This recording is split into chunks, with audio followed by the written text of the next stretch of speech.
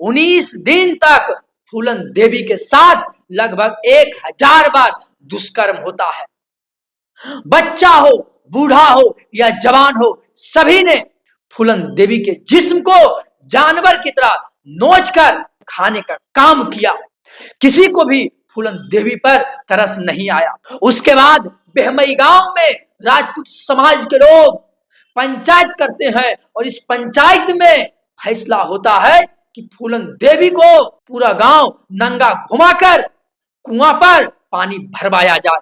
फूलन देवी नंगे कुआं से पानी भर रही होती है और उस गांव के बच्चा से लेकर जवान और जवान से लेकर बूढ़े तक इस नजारा को देखते रहता है और महिलाएं जो है शर्म के मारे अपना घर में चली जाती है। आधा घंटा तक फूलन देवी कुआं से नंगे पानी भरते रहती है।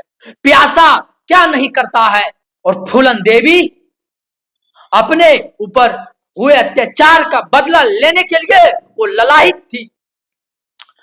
आज हम जिसकी कहानी आपको सुनाने जा रहे हैं, उनको समाज का एक तबका देवी का अवतार मानता है, तो ही समाज का दूसरा तबका उनको हत्यारा मानता है, डकैत मानता है। जी हां, आज हम बात करेंगे फूलन देवी की। फूलन देवी कोई पहचान की मोहताज नहीं है। उनका जन्म उत्तर प्रदेश के जलौन जिला का एक छोटा सा गांव गढ़वा पूर्वा में हुआ था।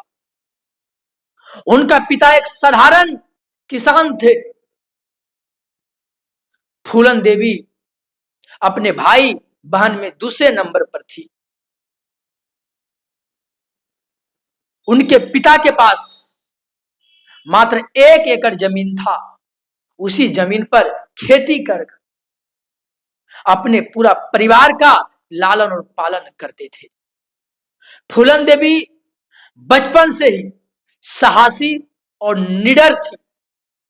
वो अपने सामने होते अन्याय को वो सहन नहीं कर सकती थी, चाहे ये अत्याचार किसी और के साथ भी क्यों नहीं हो। फूलन देवी शांत नहीं बैठती थी और इसी का डर फूलन देवी के जो पिता थे उनको सताने लगा कि आने वाला समय में जब मेरी बेटी जवान होगी तो इस पर कहीं ना कहीं समाज का नजर जाएगा। अपने बेटी के भविष्य को सुरक्षित देखने के लिए उनका शादी उनके उम्र से 3 गुना पुरुष पूतीलाल से करा देता है। उस समय फूलन देवी का उम्र महज 11 साल था और वही जो उनका पति पूतीलाल था उसका उम्र उस समय 38 साल था। फूलन देवी ससुराल नहीं चाहते हुए भी उनको जाना पड़ता है, लेकिन ससुराल में उनके साथ मारपीट, यहां तक उनका जो पति था उसका भी व्यवहार फूलन देवी के प्रति अच्छा नहीं था। वो भी फूलन देवी के साथ मारपीट अक्सर किया करता था। फूलन देवी अपने ससुराल वालों से और अपने पति से तंग आकर वो वापस अपना नैहर चली जाती है। इस उम्मीद में वहां जाती है कि उसका जो नैहर में रिश्तेदार है वो मदद करेंगे। वो मदद क्या करेंगे, उल्टे जो फूलन देवी के चाचा का लड़का था, यानी फूलन देवी का जो चचेरा भाई था, उल्टे फूलन देवी को एक जमीन विवाद में झूठ का फंसाकर जेल भिजवा देता है। फूलन देवी पहली बार जब जेल जाती है उस समय तो वो 4 दिन तक जेल में रहती है। किसी तरह फूलन देवी वहां से भाग निकलती है तो उनका पिता फिर दोबारा ससुराल भेज देता है। पुतीलाल भी रखने के लिए तैयार हो जाता है जो फूलन देवी का पति था, क्योंकि पुतीलाल का उम्र उस समय 38 साल था और दोबारा पुतीलाल का शादी नहीं हो सकता था। इसीलिए फूलन देवी को वो अपने साथ कढ़वा पुरवा से वो अपना घर यानी फूलन देवी को अपना ससुराल ले जाता है।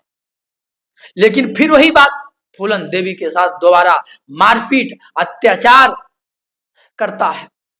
फूलन देवी अपने रिश्तेदारों की मदद से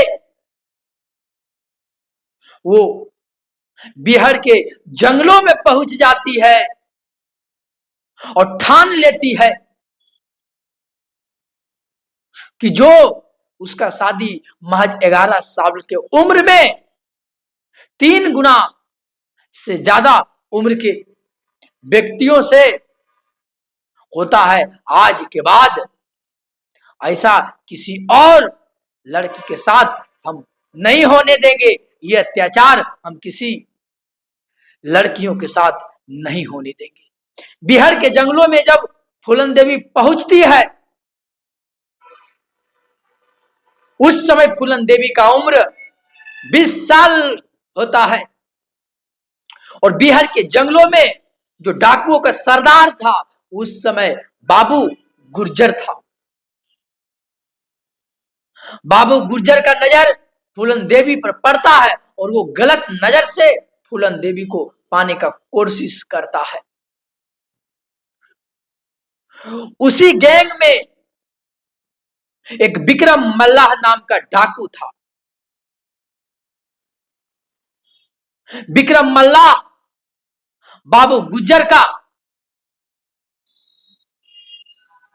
जो नियत फूलन देवी के प्रति था उसका वो विरोध करता था, लेकिन बाबू गुर्जर मानने के लिए कहां तैयार था। बाबू गुर्जर हर कोशिश किया फूलन देवी का जिस्म को पाने के लिए।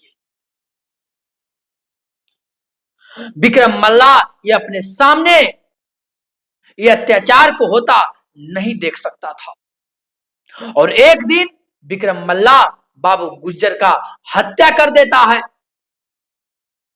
फिर उस डाकू का सरदार विक्रम मल्लाह बन जाता है।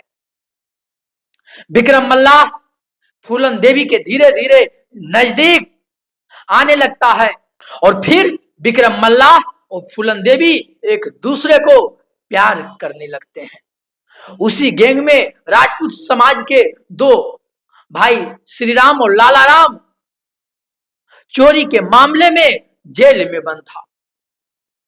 श्री राम और लाला राम को जब पता चलता है कि विक्रम मल्लाह बाबू गुर्जर का हत्या करके डाकुओं का सरदार बन गया है, जब वो दोबारा जेल से जब छूटता है तो लाला राम और श्री राम विक्रम मल्लाह का हत्या कर देता है। विक्रम मल्लाह के मौत के बाद फूलन देवी अकेले पड़ जाती है और इसका फायदा उठाकर श्री राम और लाला राम बिहार के जंगलों से सटे एक गांव था, वो राजपूत का गांव था बेहमई, उस गांव में फूलन देवी को बंधक बनाकर लेकर जाया जाता है और वहां 19 दिन तक फूलन देवी के साथ लगभग 1000 बार दुष्कर्म होता है। बच्चा हो, बूढ़ा हो या जवान हो, सभी ने फूलन देवी के जिस्म को जानवर की तरह नोचकर जो है खाने का काम किया। किसी को भी फूलन देवी पर तरस नहीं आया।